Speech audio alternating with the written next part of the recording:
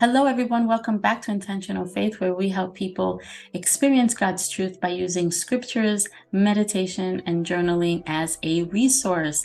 Many times we can wonder about the story of all of creation, who created this earth.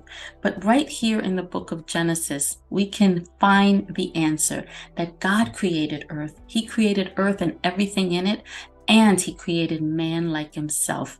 And although we may not understand all of the complexities and all of the mysteries that go along with that, we can choose to use our hearts and believe. And as we read more and more of scriptures, we can learn not only of God's authority and His power over all, but we also learn about His deep love that He has for all people. So grab your Bible, let's open up to Genesis, and let's get started. In the beginning, God created the heavens and the earth.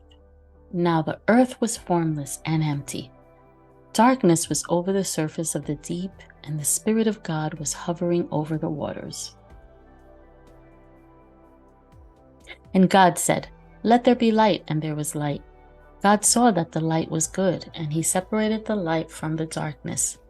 God called the light day, and the darkness He called night. And there was evening, and there was morning, the first day. And God said, "Let there be a vault between the waters to separate water from water." So God made the vault and separated the water under the vault from the water above it, and it was so. God called the vault sky, and there was evening, and there was morning, the second day. And God said, "Let the water under the sky be gathered to one place, and let dry ground appear." And it was so. God called the dry ground land, and the gathered waters He called seas. And God saw that it was good. Then God said, "Let the land produce vegetation, seed-bearing plants and trees on the land that bear fruit with seed in it, according to their various kinds." And it was so. The land produced vegetation, plants bearing seed according to their kinds, and trees bearing fruit with seed in it according to their kinds. And God saw that it was good. And there was evening, and there was morning, the third day. And God said, "Let there be lights in the vault of the sky to separate the day from the night, and let them serve as signs to mark sacred times and days and years.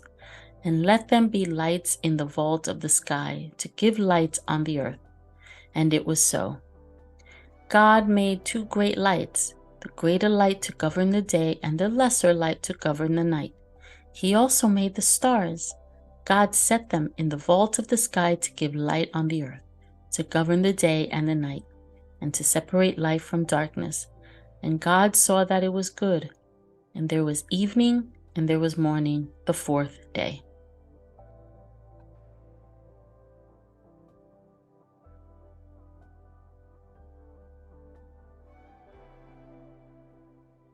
And God said, "Let the water teem with living creatures, and let birds fly above the earth across the vault of the sky."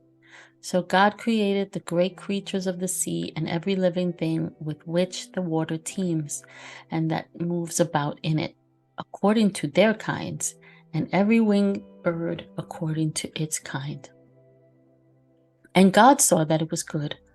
God blessed them and said, "Be fruitful and increase in number, and fill the water in the seas, and let the birds increase on the earth." And there was evening, and there was morning, the fifth day. And God said, "Let the land produce living creatures according to their kinds, the livestock, the creatures that move along the ground, and the wild animals, each according to its kind." And it was so. God made the wild animals according to their kinds, the livestock according to their kinds, and all the creatures that move along the ground according to their kinds. And God saw that it was good. Then God said, "Let us make mankind in our image, in our likeness, so that they may rule over the fish in the sea and the birds in the sky, over the livestock and all the wild animals and over all the creatures that move along the ground. So God created mankind in his own image. In the image of God he created them. Male and female he created them. God blessed them and said to them, "Be fruitful and increase in number. Fill the earth and subdue it. Rule over the fish in the sea and the birds in the sky, and over every living creature that moves on the ground."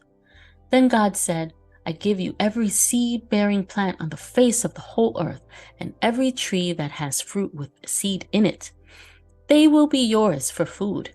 And to all the beasts of the earth, and all the birds in the sky, and all the creatures that move along the ground, everything that has the breath of life in it, I give every green plant for food." And it was so. God saw all that he had made, and it was very good. And there was evening, and there was morning, the sixth day.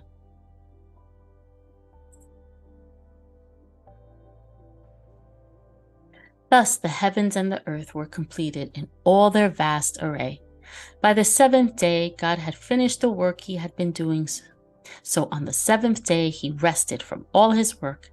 Then God blessed the seventh day and made it holy, because on it he rested from all the work of creating that he had done.